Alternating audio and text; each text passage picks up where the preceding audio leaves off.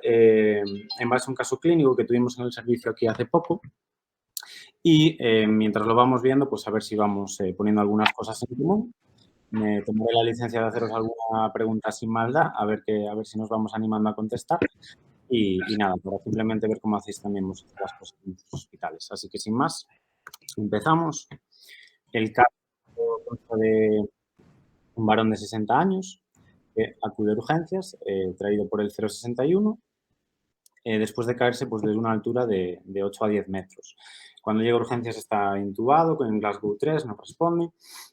Y tras una primera valoración en urgencias, donde bueno, se le toman las constantes, está un poco borderline, no está inestable hemodinámicamente, pero bueno, ya se le cogen vías periféricas y demás, se decide llevarlo al TAC y realizar un body TAC, ¿vale?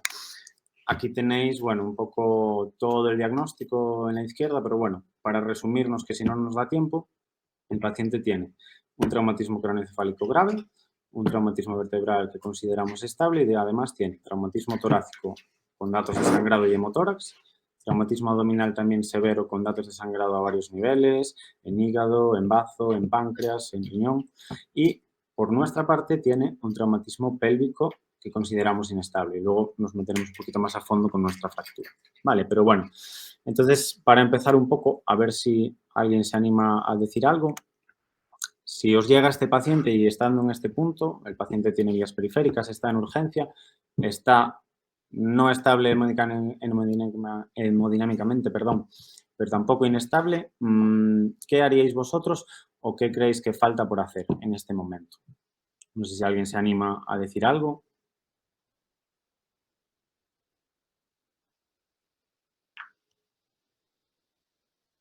¿Nadie?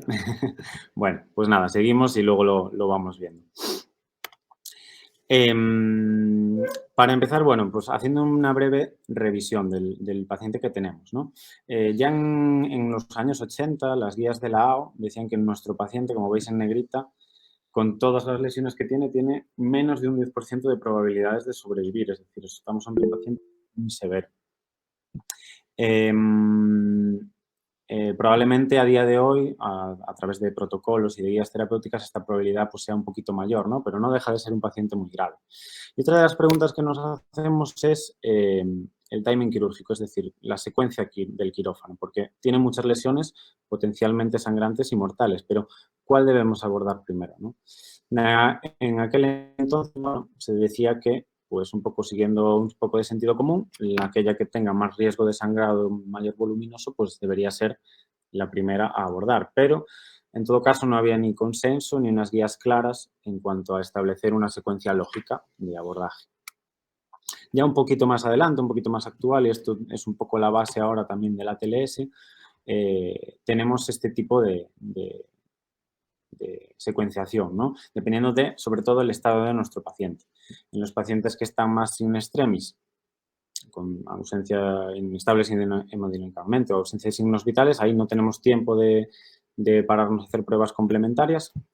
Y normalmente, pues bueno, hay que empezar maniobras de resucitación y normalmente el paciente necesita de un quirófano emergente con cirugías abiertas, tanto por parte de cirugía general como torácica, etcétera. Y nuestra parte puede que quede un poquito más en un segundo plano. En cambio, ya desde hace tiempo también, cuando el paciente está estable o más o menos responde un poco al tratamiento con sueros y con cristaloides, ahí consideramos que tenemos un poquito más de tiempo para realizar las pruebas y planificar un poco nuestra cirugía, que no deja de ser urgente, y entonces ya aquí empiezan a recomendar que en el caso de, como en nuestro paciente, que hay una fractura pélvica, además de otras, primero empecemos con una fijación o una estabilización de nuestra pelvis antes de realizar una posible cirugía abdominal. De hecho, bueno, también en el ATLS, en la última edición, se comenta lo mismo, ¿no? Lo primero, se recomienda ya pues, estabilizar la pelvis rápidamente con un dispositivo circunferencial y luego ya pensar en la cirugía abdominal. Pero bueno, vamos a volver a nuestro caso a ver qué pasó con él. Entonces, tras esta valoración en urgencias, se avisó a la UCI, lo valoró, también la cirugía general y decidieron subirlo directamente para quirófano. Y ahí tenéis la intervención que se le hizo. Con la parotomía, se le tuvo que sacar el bazo y el páncreas, también un lóbulo hepático, se le hizo un packing, bueno, pues resulta que en este momento, mientras está en el quirófano, es cuando se avisó a la guardia de traumatología. Entonces, nuestros compañeros fueron allí y una vez acabaron de realizar esta cirugía, nuestros compañeros se metieron a realizar un fijador externo para esa fractura pélvica.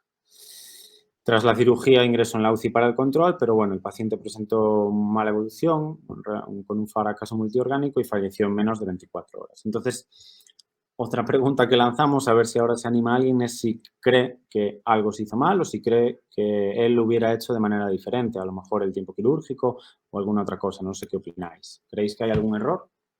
¿O creéis que, bueno, el paciente tenía muchas papeletas, ¿no? Como decíamos, con tantas lesiones de que la mortalidad fuera alta, pero si las cosas se hubieran podido hacer de forma distinta?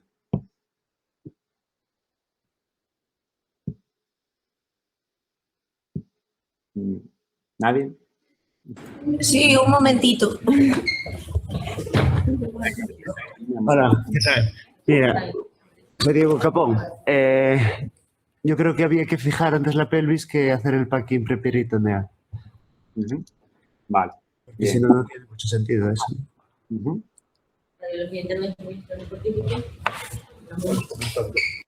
Eso. ¿Y cómo lo hubierais fijado? Un fijador, si está muy inestable hemodinámicamente, un fijador externo, pero a nivel subcrestal, por ejemplo, que es más... Vale. Para no utilizar el rayo. ¿Alguien tiene alguna otra opinión o haría lo mismo, algo distinto?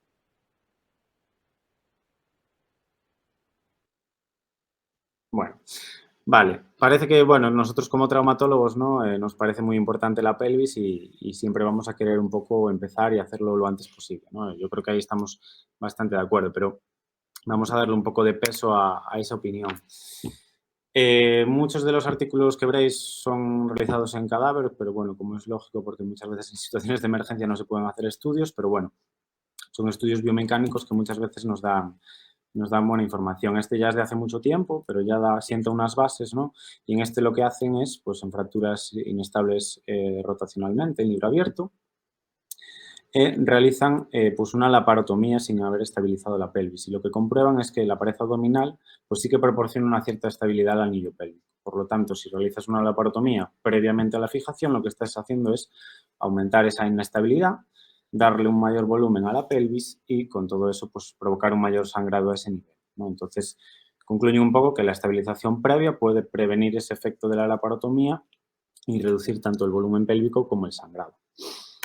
Más adelante, este ya es más reciente, este sí que es un estudio clínico, compararon en 4 grupos en pacientes intervenidos de urgencia con instabilidad hemodinámica, la secuenciación temporal, digamos, de las cirugías, ¿no? Y, bueno, como veis, en los 3 primeros grupos se realizó primero una fijación externa de la pelvis y después un procedimiento abdominal, y en el último grupo fue al revés, la fijación se dejó para el último momento. Llama la atención pues que en el grupo 4 hubo un 0% de supervivencia. De los 8 pacientes no sobrevivió ninguno. Es probablemente que esté sesgado porque, claro, si hicieron la paratomía previa, probablemente fuera un paciente que estuviera peor hemodinámicamente, a lo mejor había más prisa, era más emergente, pero bueno, no deja de ser llamativo, ¿no? Que en el grupo 1, por ejemplo, sobrevivieran todos y en el grupo 4, cuando se dejó la fijación externa para el final, no sobrevivió ninguno, ¿no? Entonces, aquí concluye un poco lo mismo que en el anterior. Cuando tenemos una fractura inestable de pelvis, sabemos que puede haber 2 tipos de sangrado. Un sangrado de baja presión, lo vamos a tener siempre, el plexo venoso presacro, las propias fracturas óseas, ¿vale? Y un sangrado de alta presión, vasos, vísceras, etcétera, que no siempre tiene por qué estar, ¿no? Pero siempre si está, pues suele ser más grave. El caso es que para ese sangrado de baja presión, con una estabilización de nuestra pelvis, vamos a conseguir ese efecto tampón de restaurar el volumen pélvico y vamos a reducir el sangrado en todo momento. Por lo tanto, ante una fractura inestable, como esa pared abdominal nos proporciona cierta estabilidad, sería preferible, en todo caso, pues fijar nuestra pelvis primero, disminuir ese volumen y luego ya realizar la laparotomía. Pero, ¿cómo estabilizamos nuestra pelvis, ¿no? Y aquí pues hay varios motivos. Yo creo que los conocemos todos más o menos, ¿vale? Desde el fijador externo, que es lo que todos conocemos y queremos hacer. hasta los métodos un poco más de la urgencia, ¿no?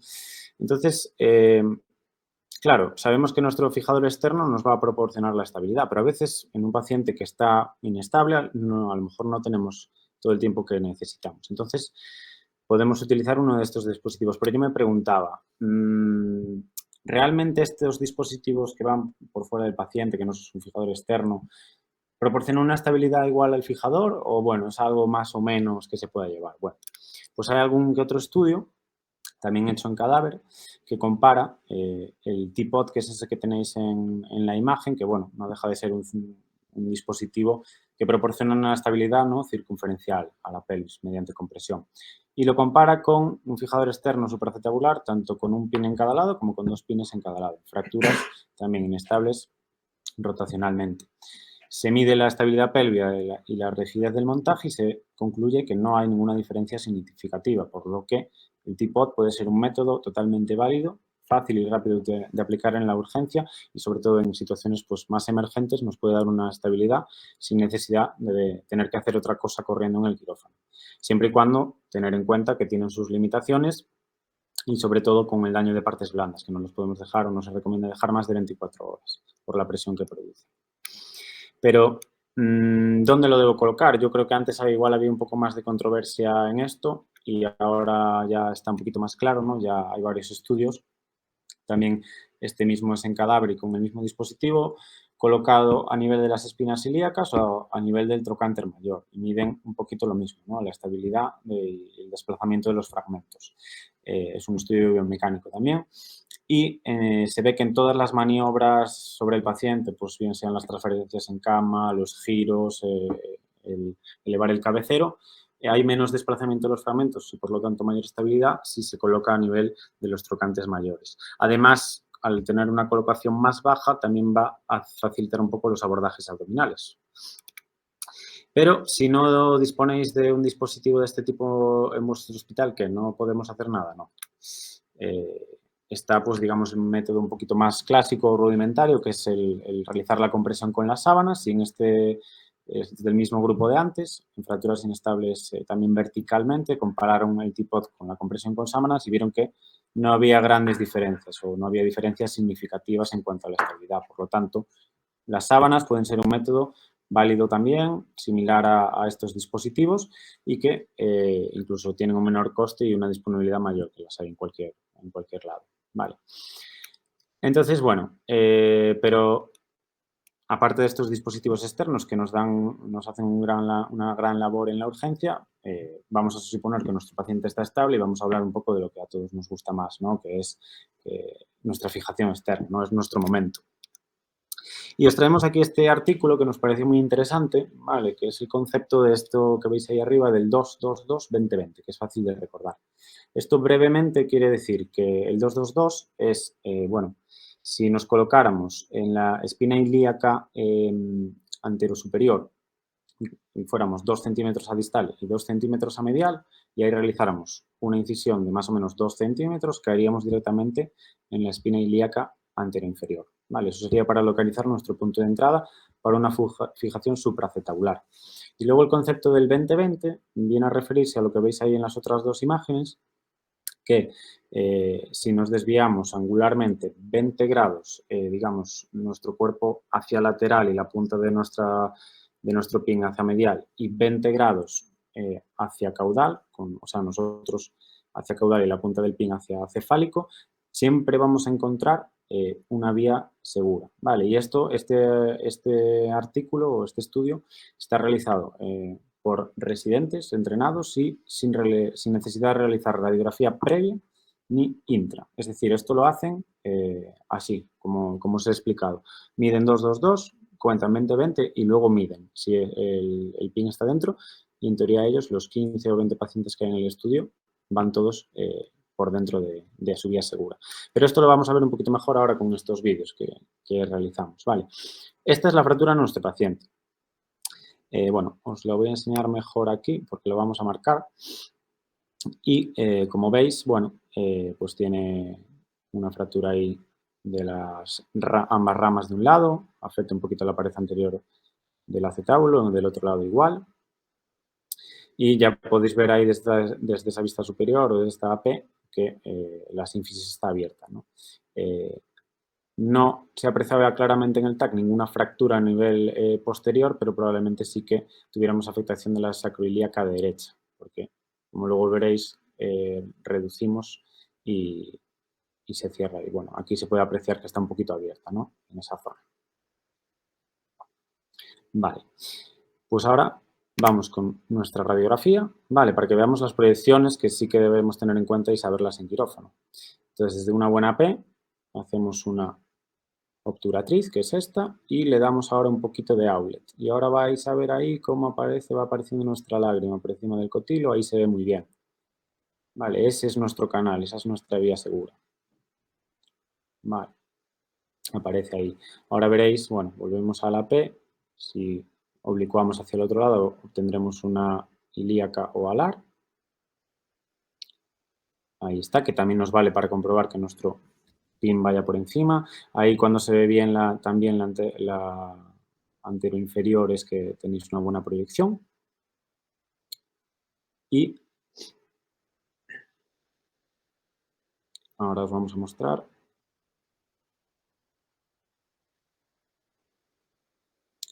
Vamos a pintar nuestros límites del canal para que luego lo veáis otra vez mejor.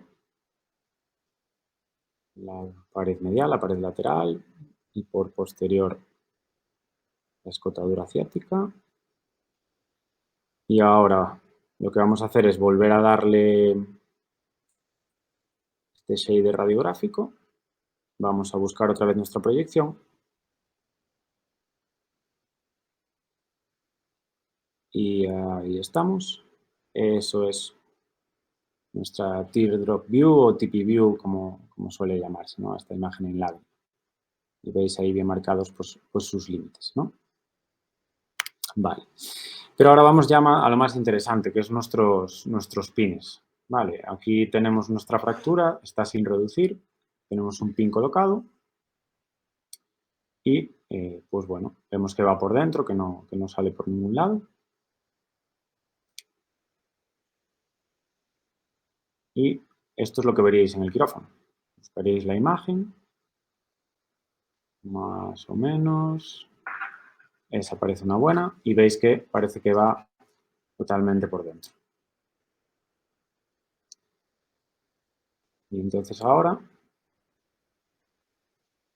ese sería el alar, veis que va por encima de la escotadura. Parece que no hay problema.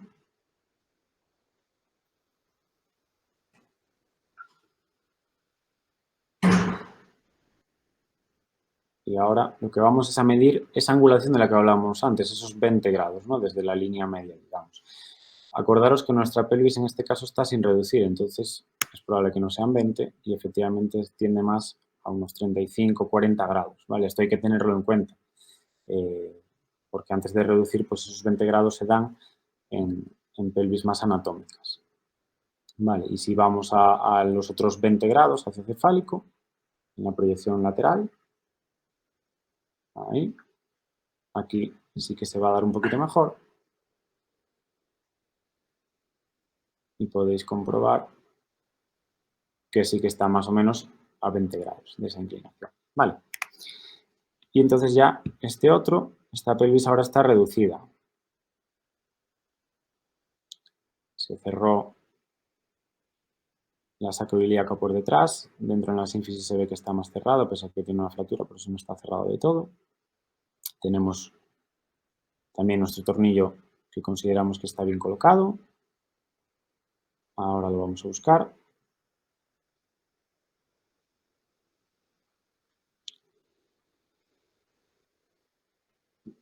Eso es. Ajá. Ahí más o menos se intuye que va todo dentro. Volvemos a hacer una alar más o menos. Vemos que va por encima.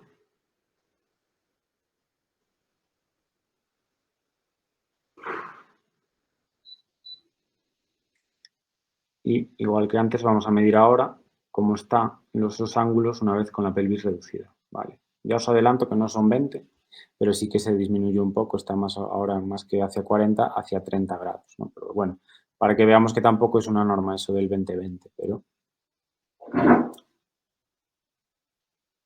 En este caso, aquí en lateral, sí que los 20 grados se vuelven a cumplir.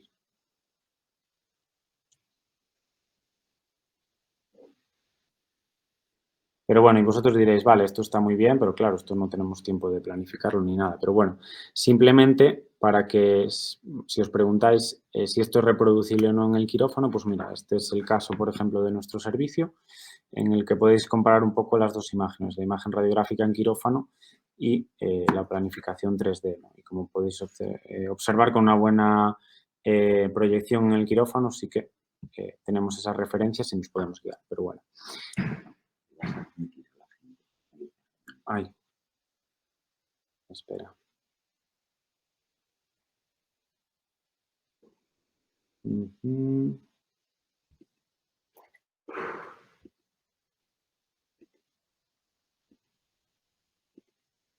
Claro, es que no nos aparecía con esto. Vale. Ya debe estar. ¿Seguís viendo la pantalla?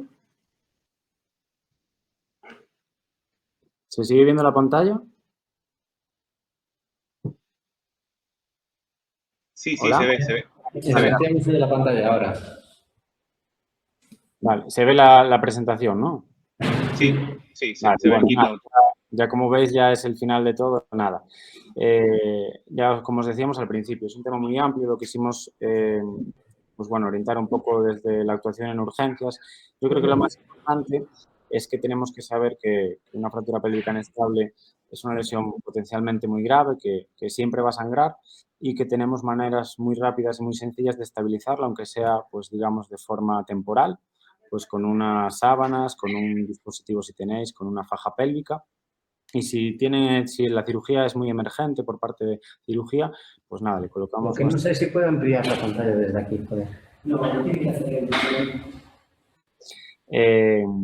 eso. Y si la cirugía abdominal o torácica es muy emergente, pues bueno, nosotros ya hemos estabilizado y ya más adelante cuando terminen podemos poner nuestro fijador, ¿no? Pero no dejarlo como en nuestro caso, que bueno, no nos avisaron, pero dejarlo sin estabilizar porque lo único que va a hacer es comprometer más ese sangrado a nivel pélvico, ¿vale? Conocer un poco los dispositivos, saber que todos proporcionan una estabilidad a la pelvis y priorizarlo según el estado.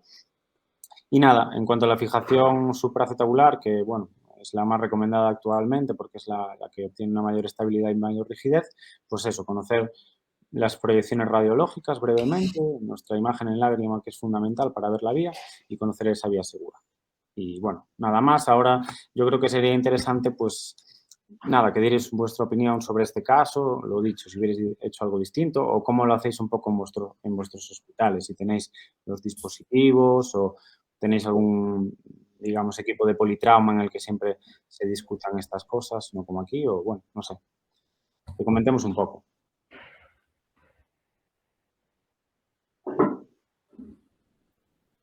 Alex, yo iba a transmitir una pregunta que hacen desde Covisa. ¿Me escuchas? Sí. Sí, preguntan por los pines. En principio, además del pin supracetabular, ¿colocamos alguno más o dónde? Bueno, entiendo que en este caso en particular. Bueno, en este caso en particular estabas tú, ¿no, Germán? Yo no Sí, estaba. bueno, ahí era por dejarte. Pero sí, realmente aquí, al no evidenciar nosotros inestabilidad en el plano vertical, pensábamos que era más una LC, perdón, aunque alguna combinación de APC tenía, alguna compresión anteroposterior tenía, no vimos claramente ningún shear vertical. Entonces pensamos que solamente con los pines supracetabulares, bastante largos, podríamos hacer una compresión de lateral, bueno, desde lateral hacia medial, que permitiría estabilizar al paciente. En principio solo fuimos por supracetabular. Nos parece que no haría falta ningún otro más, por lo menos en este caso. Sí que de manera diferida pensábamos sintetizar la sacroiliaca derecha con un sacroiliaco, sería solo un S1, un SI, perdón, o un transacro S2, porque como ven ahí en la imagen se ve que es una pelvis dismórfica. Y durante la guardia también lo valoramos con lo de la planificación 3D y pudimos ver que el pasaje seguro transacro S1 no era seguro. Entonces sería eso, un transacro S2 o un sacroiliaco derecho. Pero de entrada fue eso, pues solo el supracetabular y al día siguiente el paciente fallece, no se pudo hacer otra cosa. Bueno, yo os pregunto, ¿todos en este paciente en concreto hubierais puesto un fijador de primeras? ¿Alguien hubiera hecho otra cosa? Antes de la cirugía abdominal, si os hubieran avisado, me refiero.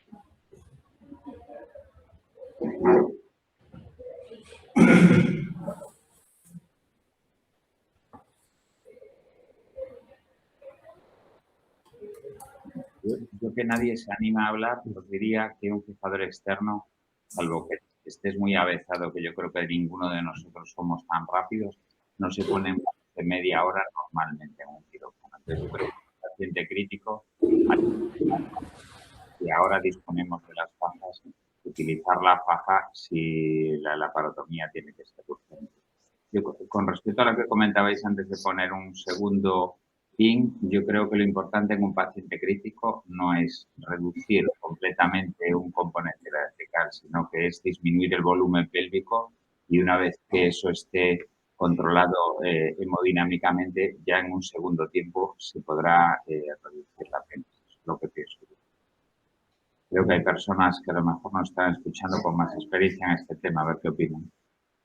Rafael, en el chat que tenemos, bueno, en el chat de tutores que hemos abierto un poco así a manera de pregunta para el resto de hospitales, comenta que según la OTA el fijador externo es lo primero.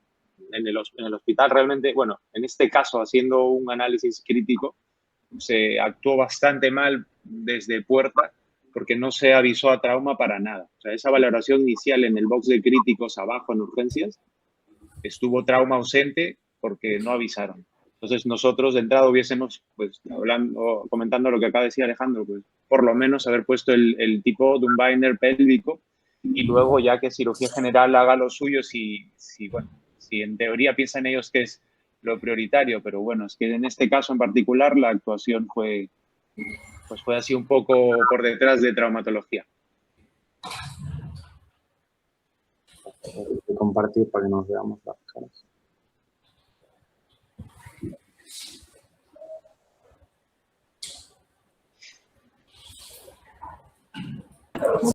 Sí, comenta.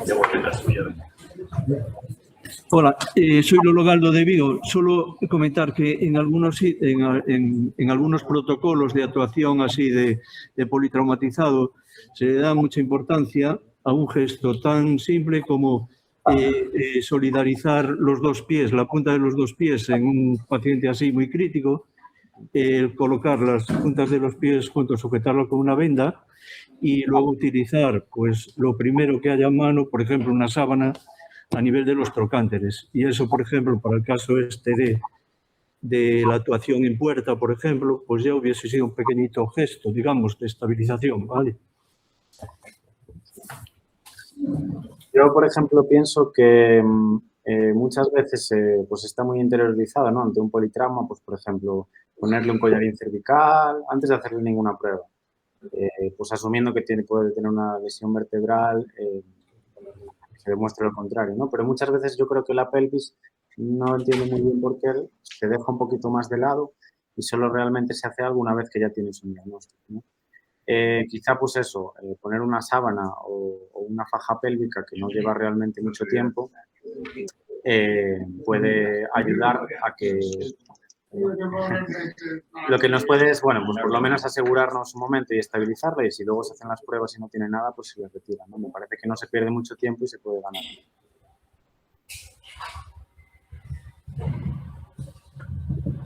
Perdón, soy Pernal desde Vigo también. Una cuestión, yo es que creo que en el manejo urgente el fijador externo hoy en día tiene poco sentido. Entonces realmente en este enfermo tú le pones una faja, si tiene una lesión abdominal sólida o un vaso sangrante grande, los cirujanos tendrán que entrar y tú tienes tu sábana colocadita y demás. Si después se mantiene estable, lo llevas a embolizar o lo que haga falta. Si no hay órgano sólido roto ni vaso sangrante grande, con la sábana se emboliza. Y creo que el manejo del fijador externo dependerá del tipo de estabilidad que tenga la fractura a las 48 horas o en un tiempo posterior. ¿De acuerdo? Sí, nosotros estamos de acuerdo. Sí, hubiésemos hecho eso en urgencias, por lo menos, pero como comentamos antes, se nos avisó muy tarde a nosotros. De hecho, pensaban ellos que alguna otra persona nos había ya comentado el caso y nosotros fuimos por ahí a comentar un caso de pediatría que teníamos pendiente de operar y fuimos por ahí a quirófano porque vimos mucha gente. Entonces, bueno, es algo que luego se comentará de manera interna en el hospital porque, bueno, pues la actuación no fue la adecuada.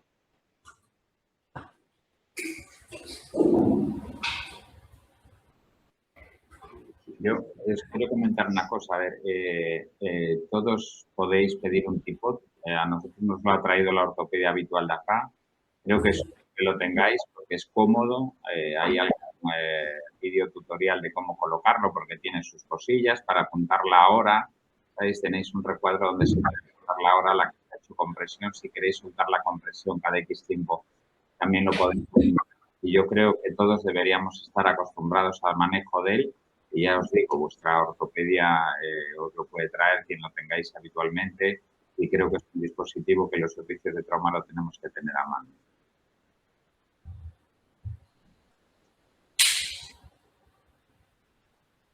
Yo, si os parece, bueno, yo darle la enhorabuena a Alex y a Germán que lo han preparado. Queríamos hacer algo más dinámico y creo que ya todos tenemos que empezar a hacer nuestra actividad. No sé si queréis comentar a alguno finalmente este tema. Bueno, pues comenzamos con nuestro viernes, si os parece. Venga, un saludo a todos.